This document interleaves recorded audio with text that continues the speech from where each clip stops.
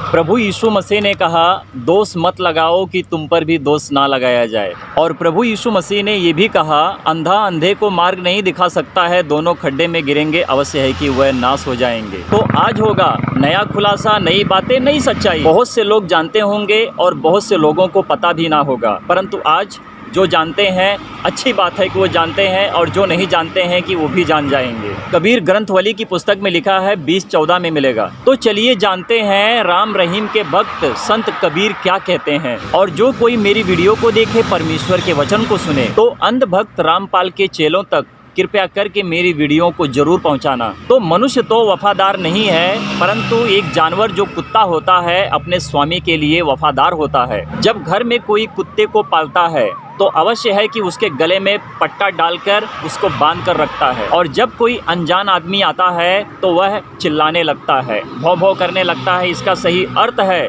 कि कोई अनजान व्यक्ति आया है, अपने स्वामी को बुलाता है, क्योंकि कुत्ता अपने स्वामी को ईश्वर से बढ़कर जानता है और वह कहता है कि यही मेरा स्वामी है और मैं इसका वफादार कुत्ता हूँ। तो संत कबीर कहते हैं, मैं कुत्ता राम का। इसका सही अर्थ क्या है हम समझते हैं। मैं कबीर अपने राम रहीम का वफादार बंदा हूँ। कबीर कहते हैं, मुतिया मेरा नाऊ। तो कबीर संत कहते हैं कि मोती मेरा नाम है। कबीर तो नीरू और नीमा ने रखा है, जो उनके माता पिता हैं। कबीर कहते हैं, मेरे गले में पड़ी राम की जोड़ी। तो कबीर के गले में राम रहीम की रस्सी पड़ी है। कबीर कहते हैं, मैं चरण पढ़ूं राम के, राम की रस्सी मेरे गले में पड़ी है। आगे संत कबीर कहते हैं, मोहे राम खींचे जित तित चला जाऊं। मैं कुत्ता हूँ राम का और मेरे गले में राम की पड़ी है रस्सी, जहाँ पर खींचे वहाँ पर मैं उनके पीछे चला जाऊं। कबीर संत राम रहीम के शरण में है। और यह राम कोई राजा दशरथ के बेटे नहीं है। यह राम रहीम वो है जो आत्मा अविनाशी परमेश्वर है,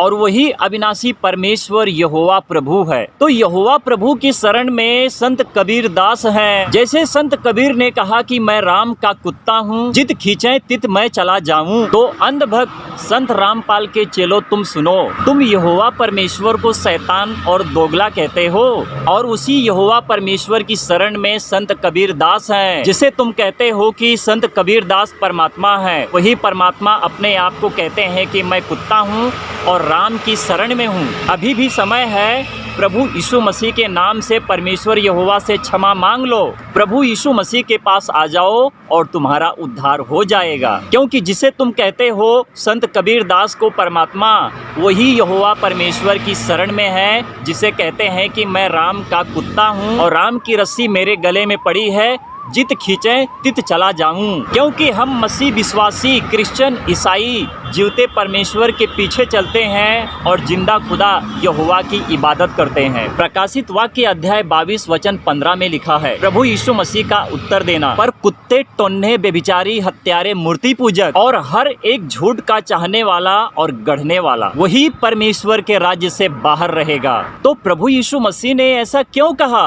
अब हम इसको जानते हैं, समझते हैं और सीखते हैं। तो मनुष्य ही कुत्ता है जो बुरे कर्म को करता है, और जादू टोना करने वाला, टोन्हे जिसे कहते हैं, वह मनुष्य है, कोई जानवर नहीं है। तो व्यभिचारी कौन है? व्यभिचारी मनुष्य है, स्त्रियां हैं जो एक दूसरे के ऊपर गलत दृष्टि डालकर उनके साथ व्यभिचार करते हैं। तो हत्यारा कौन है? हत्यारा वही है जो एक दूसरे की हत्या करते हैं। तो मूर्ति पूजक कौन है? मूर्ति पूजक वह है कि जो ईश्वर को, परमात्मा को, जीवते परमेश्वर को छोड़कर ईंट पत्थर पर विश्वास करके उसको कहते हैं कि ये हमारा परमेश्वर है। तो हर एक झूठ का चाहने वाला कौन है? मनुष्य है, स्त्रियां हैं जो सत्य पर नहीं असत्य पर टिके हुए हैं और एक दूसरे के द्वारा झूठ बोलते हैं। और जो सत्य से दूर होते हैं और झूठ को गढ़ते हैं, यही लोग परमेश्वर के राज्य से बाहर रहेंगे। परंतु जो कोई प्रभु यीशु मसीह के पास आता है, वह अनंत जीवन को पाता है। पाप, व्यभिचार, निंदा, छल कपट, हत्या, चोरी, बेईमानी, मूर्ति पूजा, क्रोध, पाप और व्यभिचार से वह दूर हो जाता है। कि जब वह प्रभु यीशु मसीह को जान लेता है तो प्रभु यीशु मसीह के नाम से उसका उद्धार हो जाता है। तो जो खुद ईश्वर के सामने अपने आप को कुत्ता ठहराता है, वो कैसे परमेश्वर हो जाता है, और कैसे लोग अंधभक्तों की तरह उसको परमेश्वर समझकर उसको अपना परमेश्वर मानने लगते हैं। मैं फिर कहता हूँ, प्रभु यीशु मसीह परमेश्वर यहोवा को छोड़ भविष्य में भी कोई परमेश्वर नहीं है। ये यशायाह की पुस्तक में लिखा हुआ है। परमेश्वर की महिमा हो, आमीन।